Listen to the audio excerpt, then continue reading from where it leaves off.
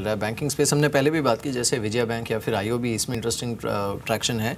अब धनलक्ष्मी बैंक को देखिए, यहाँ पर भी अच्छा मूव देखने को मिल रहा है। दिन के हाई पर 4.25% ऊपर धनलक्ष्मी बैंक। क्विकली आपका व्यू यहाँ पर क्या है समित?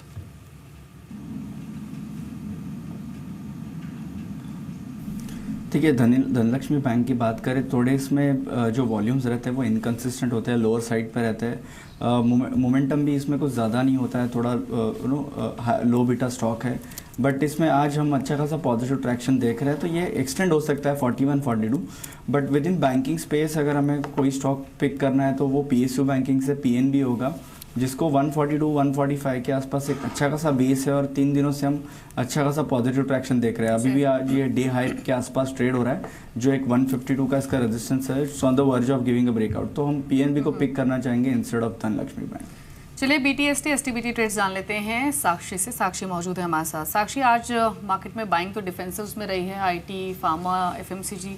क्या जो एक्सपर्ट्स हैं उनका कन्विक्शन इसी स्पेस के साथ है, वहीं पर ज़्यादा कॉल्स हैं या पर कुछ और स्टॉक्स भी हैं? एब्सोल्युटली, फार्मा स्पेस से तो डेफिनेटली कॉल्स हैं ही, साथ ही जिस तरीके से अभी आप ट्रैक्शन देख रहे थे बैंकिंग स्पेस से, इंटरेस्टिंग पिक्स यहाँ से भी आए हैं। और जहाँ पर प्रेशर पॉइंट आज मार्केट में है ऑयल एंड गैस स्पेस से, और यहाँ से एक आधा सेल कॉल्स भी हैं। फटाफट से शुरुआत करते हैं राजेश सतपुते की कॉल्स के साथ। ग्लेनमार्क फार्मा पर इनकी पॉजिटिव पिक है, यहाँ पर 680 के टारगेट्स वो देख रहे हैं, 645 का स्टॉप लॉस हम मेंटेन करके चल सकते हैं।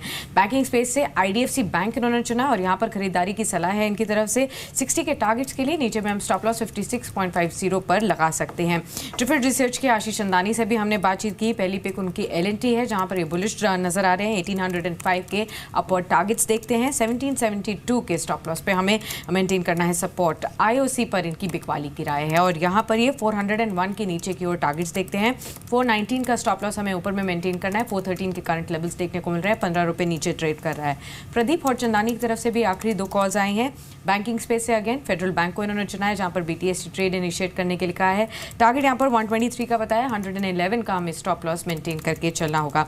टाटा एलेक्सी आज की आखिरी पिक और यहां पर भी BTST ट्रेड ही रेकमेंड किया है इन्होंने। 1430 के लेवल्स के लिए हम खरीद सकते हैं, 1336 का स्टॉप लॉस नीचे में मेंटेन करना होगा जी। तो ये कुछ पिक्स हैं जिस पर आप नजर रख सकते हैं। सुमित, आप कुछ स्टॉक्स ऐड करना चाहेंगे क्या इसमें?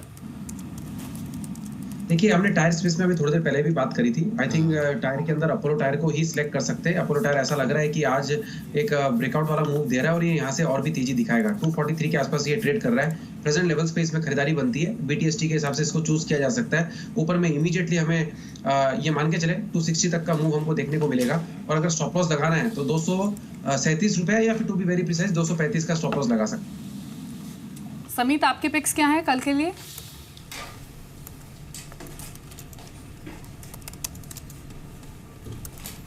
देखिए, इसमें से 2 स्टॉक्स तो हमने ऑलरेडी डिस्कस किए, जिसमें GSPL और टाटा केमिकल्स होगा। अपार्ट फ्रॉम दैट हमें हिंडल को अच्छा लग रहा है करंट लेवल पे। इसमें एक अच्छा खासा करेक्शन देखा है हायर लेवल से लास्ट 2 दिनों में। 195, 196 का अच्छा सपोर्ट है और यहाँ से हम रिकवरी एक्सपेक्ट कर रहे हैं। तो 205, 206 के टारगेट के लिए हिंडल को में खरीदारी की जा सकती है with a stop loss around 192। और दूसरा होगा स्ट्राइड साशुन में, जिसमें आज एक अच्छा खासा हमने स्पाइक देखा हुआ है। ये एक अच्छा खासा बेट है for a target of 980, 990। Stop loss यहाँ पे 920 का रखना चाहिए। एक बार निफ्टी बैंक को देखते हैं। 110 पॉइंट नीचे निफ्टी बैंक, यानी आधे % की गिरावट। लेकिन इन सब के बीच देखिए, अब पूरी तरह से एक्चुअली डिवाइडेड है। तो एक तरफ फ्रंटलाइन बैंक्स हैं जैसे ICICI जो कि 2% नीचे है, एक्सिस 1% नीचे, HDFC बैंक, कोटक महिंद्रा ये लाल निशान में है। दूसरी तरफ आपके छोटे मझोले बैंक हैं, चाहे वो जैसे हमने बात की अभी विजया बैंक हो या फिर फेडरल बैंक, इन सब पर मुँह अच्छा देखने को मिला है। शाइना, फेडरल बैंक आपको कैसा लगता है? I think federal bank private sector bank, छोटे बैंक्स में एक डिसेंट बैंक लग रहा है, क्योंकि उन्होंने काफ़ी अपने जो एसेट क्वालिटी है उसको अच्छे से मेंटेन किया हुआ है। एंड अगर कोई M&A एक्टिविटी होता है, I think that is also one of the candidates. तो उस हिसाब से और वैल्यूएशन के हिसाब से आई थिंक फेडरल बैंक छोटे बैंक्स में काफ़ी स्टेबल लग रहा है जी। लेकिन छोटे बैंकों में अच्छा मूव अभी आते हुए दिखा है। और जैसे हमने बात की भी, Indian overseas bank, syndicate bank, federal bank के सभी स्टॉक्स इंटरडे हाइस पर ही आ चुके हैं। RBL बैंक की और बात कर लेते हैं। 3 दिन में स्पेशली इस स्टॉक ने काफ़ी अच्छा मूव दिया है। हमने सुबह भी बातचीत की थी। मिस्टर कोहली, RBL बैंक आपको कैसा लगता है और छोटे बैंकों में कोई रिकमेंडेशन है क्या अभी आपकी? जी हाँ, आरबीएल बैंक ग्रोथ वाइज तो बहुत अच्छा काम कर रहे हैं और जैसा उन्होंने गाइड किया है, जो प्रॉमिस करते हैं वो उसको उससे बेटर डिलीवर भी कर रहे हैं। सिर्फ एक ही प्रॉब्लम है कि स्टॉक प्राइस जो है वो बहुत ज़्यादा वैल्यूएशन पे है, तो इवन एचडीएफसी बैंक से भी ज़्यादा वैल्यूएशन आरबीएल की है, पिछले काफ़ी दिनों से चल रही है और मुझे लग रहा है कि शायद वो बनी भी रहे क्योंकि ग्रोथ काफ़ी बड़ी है। लेकिन एंट्री पॉइंट शायद ये ठीक नहीं होगा, तो जिन्होंने नीचे में लिया है उनके लिए तो ठीक है, बना रहना चाहिए। फ्रेश एंट्री करनी है तो मुझे नहीं लगता कि ये वैल्यूएशन वाइज जस्टिफाइबल है। जहाँ तक दूसरे छोटे बैंकों की बात है तो फेडरल बैंक हमारा बाई कॉल लिस्ट में है, दूसरा लक्ष्मी विलास बैंक एक हमने बाई कॉल लिस्ट में डाला हुआ है काफ़ी समय से, और सिटी यूनियन बैंक, ये तीनों बैंक छोटे जो हैं वो हमारे बाई कॉल में है। बाइंग एक्सटेंड हुई है अदानी पोर्ट्स में और भारतीय इंफ्राटेल में, और अब टॉप 2 गेनर्स में ये दोनों शेयर्स है। 3% से ज़्यादा मूव है भारतीय इंफ्राटेल में, और वही रुझान अदानी पोर्ट्स में भी देखा जा रहा है। अदानी पोर्ट्स पे तो हमने बातचीत की, लेकिन सुमित, ये भारतीय इंफ्राटेल 377, 388 के लेवल्स पर ट्रेड कर रहा है और अभी एकाएक बाइंग इस शेयर में आई है, क्या व्यू है आपका? आई थिंक स्टॉक के अंदर मूव तो देखने को मिल रहा है। ये स्टॉक के अंदर एक और भी तेजी यहाँ से देखने को मिल सकती है, क्योंकि अभी सडनली इसके अंदर मूव देखने को मिला है और पिछले 2 दिनों से ये फॉल दिखा रहा था। आज अगर ये परसों का हाई तोड़ देता है जो कि 380 के पास है, या फिर हमको जब भी ये 380 के ऊपर सस्टेन होता हुआ दिखाई देगा तो ये मान के चले ये स्टॉक के अंदर 400 रुपए तक के लेवल्स हमको देखने को मिल सकते हैं। 378.50 चल रहा है, 380 टूटते ही इमीडिएट टारगेट इसका 400 होगा और उसके बाद इसमें फ्रेश मोमेंटम देखने को मिलेगा। 380 टूटने के बाद 370 के स्टॉप लॉस से 370 के स्टॉप लॉस से बाइंग करनी है और 400 का टारगेट। इस बीच चलिए एक बार क्लोजिंग सेटअप देख लेते हैं मार्केट का, मार्केट की ब्रेथ कैसी है ये देख लेते हैं, और साथ ही जो क्यूज़ इस समय हैं फॉरेन क्यूज़ उनको भी देख लेते हैं। लेकिन सबसे पहले मार्केट की ब्रेथ अगर हम देखें, क्योंकि बिल्कुल फ्लैट नोट पर निफ्टी बंद होने जा रहा है, इन ऑल प्रोबेबिलिटी 9600 के ऊपर शायद ये क्लोजिंग दे दे, पर कोई एक्शन पैक्ड क्लोजिंग या फिर ट्रेड देखने को मिला नहीं है। जो मार्केट है इंटरनेशनल, उसमें अब देखिए यूरोपियन मार्केट्स में रुझान ठीक ठाक हरा निशान देखने को मिल रहा है। यूएस में कल हमने देखा था कि कुछ हद तक वीकनेस थी, लेकिन आज अगर आप देखेंगे तो जो संकेत यूएस से हैं वो भी थोड़े बहुत फ्लैट ही हैं, तो यहाँ पर आप नज़र रख सकते हैं। लेकिन इंटरनली अगर हम देखें हमारे मार्केट्स में और ब्रेथ देखें अगर मार्केट की, जो बढ़ने वाले काउंटर्स हैं एनएसई पर, उनकी संख्या ठीक ठाक है, ऑलमोस्ट 950 काउंटर्स बढ़त में है। नुकसान वाले काउंटर्स की संख्या 700 के आसपास देखने को मिल रही है। सिमिलरली बीएसई पर अगर आप देखें तो बढ़ने वाले काउंटर्स की संख्या करीब 1400 है, नुकसान वाले काउंटर्स की संख्या 1240 के आसपास देखने को मिल रही है। एक बार लिकर स्टॉक्स पर नज़र डालते हैं, वहाँ पर यूएसएल के रिजल्ट्स के बाद हमने काफ़ी अच्छा एक्शन देखा था और अभी भी कुछ खबरें आई हैं, तो साउथ में कुछ एक मार्केट्स हैं जहां पर हो सकता है लिकर कंपनीज को थोड़ी बहुत रिलीफ मिले। लिकर स्टॉक्स पर दलजीत आपका क्विक व्यू क्या है, which is obviously led by USL? Yes, मेरे ख्याल से तो अभी दूर रहना चाहिए स्टॉक से, क्योंकि यहाँ पर अभी बहुत सारे हेडविंड्स हैं। ये जो सुप्रीम कोर्ट की रूलिंग, फिर एक दूसरे को देखा देखी डिफरेंट स्टेट्स जो ये प्रोहिबिशन की बातें कर रहे हैं, तो आई थिंक ये इन सब चीज़ों में, और प्लस अभी ये जो जीएसटी आना है तो इसमें काफ़ी बड़ी प्रॉब्लम ये है कि इनको इनपुट क्रेडिट नहीं मिलने वाला है, जबकि ये जीएसटी इनके ऊपर लागू होगा। तो इसका मतलब ये होगा कि इनको कॉस्ट काफ़ी बढ़ सकती हैं। तो ये अभी स्टॉक्स बहुत ज़्यादा आपको कोई बहुत बड़ा रिटर्न दे पाए मुझे लगता नहीं है, तो आई थिंक अभी हम इनको अवॉइड करेंगे। समित, लेकिन टेक्निकली क्या व्यू आपका यूनाइटेड स्पिरिट्स पर कल के और आज के मूव के बाद?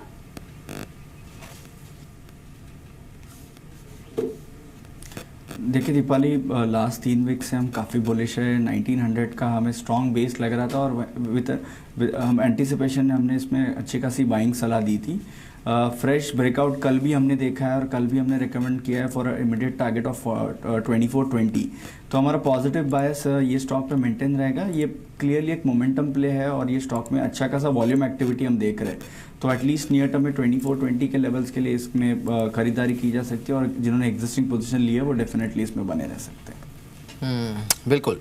इस बीच अब कुछ स्टॉक्स देखते हैं जहां पर इंटरेस्टिंग मूव। देखिए टायर स्टॉक्स के अलावा मिड कैप में जो अच्छे गेंस के साथ स्टॉक्स बंद होने वाले हैं, इसमें बैंकिंग में डीसीबी बैंक है, ये करीब 5.5% ऊपर। स्ट्राइड शासून है जो कि 4.5% ऊपर बंद होने की तैयारी में है। एमआरएफ तो था ही। अपोलो हॉस्पिटल्स की हमने बात की। टाटा एलेक्सा और काउंटर है जो कि करीब 2.5% ऊपर। और वोल्टास इस पर बहुत अच्छा मूव देखने को मिला है 4.5% का। वोल्टास पर पहले भी बात हुई है आपसे दलजीत, लेकिन 500 के पार वोल्टास पर फ्रेश एडिशन करने में कंफर्ट है क्या आपको? देखिए अभी हमने होल्ड की रेटिंग दिया है, रिजल्ट के बाद जो है कुछ हमारा टारगेट 510-20 के आसपास का ही है, तो वो होल्ड रेटिंग सिर्फ व्यू पॉजिटिव है, बट होल्ड रेटिंग इसलिए है कि ये अब आज की डेट में कुछ 28 या 29 टाइम्स ऑफ FY19 अर्निंग्स पे है। अब अगर आपको यूनिलीवर 35 टाइम 40 टाइम पे चलता है और वोल्टास 29 टाइम 30 टाइम पे है, तो फिर चॉइस क्या करेंगे? तो मेरे को लगता है इसलिए हम लोगों को होल्ड पे रखना पड़ रहा है, क्योंकि वैल्यूएशन काफ़ी बढ़ गया है। मार्केट अभी चांस ज़्यादा दे नहीं रही है। कोई भी स्टॉक अच्छा अगर परफॉर्म करता है तो वो 1-2 दिन में ही उसका बहुत तेज़ी से मूवमेंट आ जाता है, तो फिर उसमें कुछ और आगे रेटिंग बनाने के लिए बचता नहीं है। मेरे ख्याल जिनके पास है उनको तो कुछ सोचना नहीं है, रखना ही है। जिनको नया लेना है उनको शायद कुछ मौके की तलाश करनी पड़ेगी, अगर कोई डिप आएगा तभी वहाँ पे लेंगे। ठीक है सुमित, 2-3 शेयर्स पर आपका क्विक कमेंट। एक तो यूफ्लेक्स, कल नंबर्स आए थे, नंबर्स अच्छा है, स्टॉक कल भी चला, आज भी विद वॉल्यूम्स इसमें खरीदारी है, 4.5% ऊपर ही ट्रेड कर रहा है। टायर स्टॉक्स की ऑलरेडी हमने बातचीत की तो इस पर आए नहीं। एक तो यूफ्लेक्स पर आपका व्यू चाहिए और साथ ही टाइम टेक्नोप्लास्ट। आज इनफैक्ट हमने सुबह ये स्मॉल कैप रडार में इस शेयर पर बात भी की थी और अभी भी ये स्टॉक करीब 9.5% ऊपर है, यहाँ भी अर्निंग्स अच्छे हैं। इन दोनों पर क्या व्यू है आपका? यूफ्लेक्स के अंदर करेक्शन के बाद आज पहला दिन है जहां पे हमको तेजी देखने को मिल रही है। आई थिंक यूफ्लेक्स के अंदर अगर इमीडिएटली 362 का लेवल अगर टूटता है तो यहां से हमें तेजी देखने को मिलेगी, जिसके अंदर 380 के लेवल्स देखने को मिल सकते हैं। फ्रेश बाइंग 362 के ऊपर ही करनी चाहिए। जब तक 362 नहीं टूटता है तब तक एक बार अवॉइड करें। 362 अगर टूट गया तो बिल्कुल फ्रेश बाइंग करें और 15 से 20 रुपए की तेजी मान के चले। टाइम टेक्नो के अंदर एग्जिस्टिंग लॉन्ग पोजीशंस होल्ड करें। स्टॉक यहां से स्ट्रेंथ दिखा रहा है और भी स्ट्रेंथ दिखा सकता है। ऊपर में यहां से मान के चले इसके अंदर भी 10 से 15 रुपए की तेजी और देखने को मिलेगी। ट्रेलिंग स्टॉप लॉस अगर कोई लगाना चाहता है तो 150 के नीचे का ट्रेलिंग स्टॉप लॉस लगाना चाहिए। बिल्कुल। इस बीच 9619 के आसपास निफ्टी क्लोज होने की तैयारी में, तो जो कल की क्लोजिंग लेवल थी उसी के आसपास ये बंद हो रहा है। सेंसेक्स भी करीब 3 अंकों की तेज़ी के साथ। लेकिन समित एक चीज़ है, देखिए आज की क्लोजिंग भी आप देखिए और कल की क्लोजिंग भी, तो मार्केट की रेंज भले ही छोटी हुई है यहाँ पर, लेकिन एक तो जो वॉलेटिलिटी है वो उतनी बढ़ी नहीं है और किसी तरह 9600 आज भी डिफेंड कर दिया है निफ्टी ने ज़्यादातर समय के लिए। तो क्या हम ये माने फिर कि एक कंसोलिडेशन की संभावना बड़ी है फिलहाल, देन अ स्टीप फॉल और a correction from here?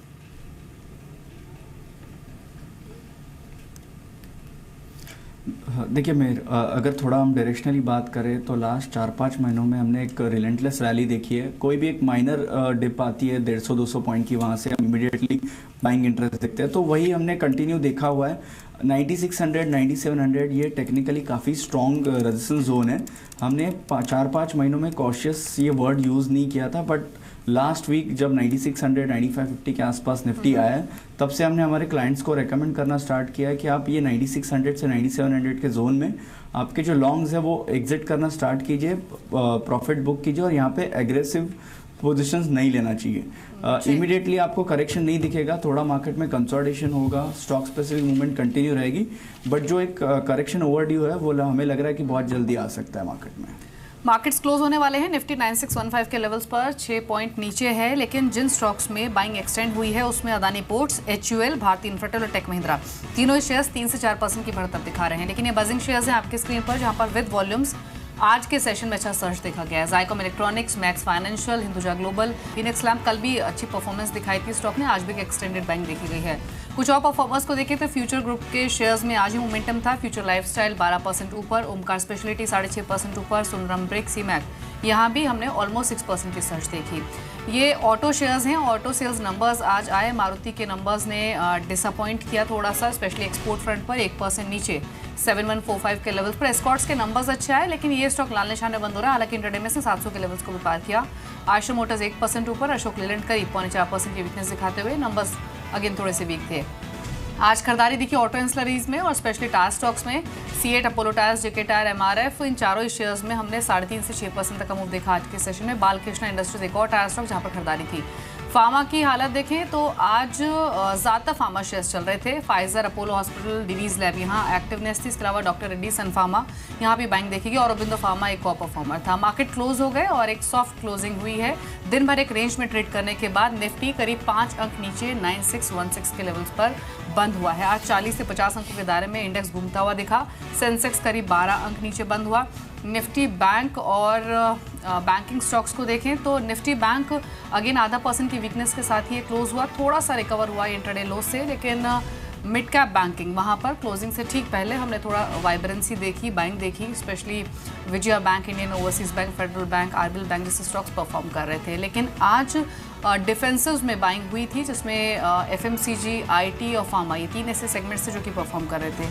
Perform जो नहीं कर रहे थे उसमें थे मेटल स्टॉक्स और साथ ही साथ ऑयल एंड गैस स्पेस। यहाँ पर वीकनेस रही आज के सेशन में, जिसमें आईओसी, एचपीसीएल, बीपीसीएल, ओएनजीसी सभी स्टॉक्स कमज़ोर थे। हिंडाल्को, वेदांत, यहाँ भी वीकनेस आज के सत्र में देखी गई थी। तो एक रेंज में ट्रेड होने के बाद कह सकते हैं कि 9600 का लेवल अभी भी होल्ड हो रहा है निफ्टी पे, और आज भी एक रेंज के बाद करीब 6 अंक नीचे निफ्टी बंद हुआ। बिल्कुल, चलिए 6 अंक ही नीचे, लेकिन गनीमत यह है कि ये जो 6 अंक नीचे भले ही बंद हुआ हो, लेकिन इसने कहीं ना कहीं जो 9600 का लेवल है उसे फिर से एक बार डिफेंड कर दिया। और सेंसेक्स ने भी कंसोलिडेट हुआ है। कल भी हमने देखा था इसी तरह का मार्केट था, लेकिन एफआईएस की तरफ से बाइंग थी। जो क्लोजिंग है आज की, शाहिना क्या कहेंगे आप इसे? आई थिंक कंसोलिडेशन फेज में है मार्केट, और कुछ सरप्राइज नहीं है। काफ़ी अच्छे हमने ऑलरेडी रैली देख चुके हैं in the last couple of days. So I think it is by और डिप मार्केट। अभी भी कुछ नेगेटिव सेंटिमेंट तो है नहीं। जी मिस्टर कोहली, आपके कमेंट्स क्या हैं क्लोजिंग पर? हमारी राय ये होगी कि अभी लार्ज कैप्स को देखना चाहिए। मिड कैप और स्मॉल कैप में जो है आपको प्रॉफिट बुक करना चाहिए, क्योंकि वहाँ पर वैल्यूएशन काफ़ी भाग गए हैं और वो अभी जस्टिफाइड रेंज से बाहर चले गए हैं। तो लार्ज कैप में रिलायंस है, लार्सन है, इस टाइप के जो स्टॉक्स हैं, इनमें हमारी अभी भी बाय, M&M है, यहाँ पर हमारी बाय कॉल है। हमें लगता है कि यहाँ भी वैल्यूएशन कैचअप हो सकता है। जी, चलिए दलजीत, बहुत बहुत शुक्रिया हमारे साथ इस बातचीत में शामिल होने के लिए। Thanks for joining us. Shahina, आपका भी शुक्रिया। समित और सुमित, आप दोनों का भी शुक्रिया इस बातचीत में शामिल होने के लिए। और एक दिन निकल गया मार्केट के लिए। इंडेक्स को अगर आप देखेंगे तो जो असली एक्शन हुआ है उसका पता नहीं लगेगा, बट वही है हकीकत कि ये स्टॉक स्पेसिफिक मार्केट है। पॉकेट्स में नज़र रखिएगा। अंतिम बाजी को ही ख़त्म करते हैं। नमस्कार।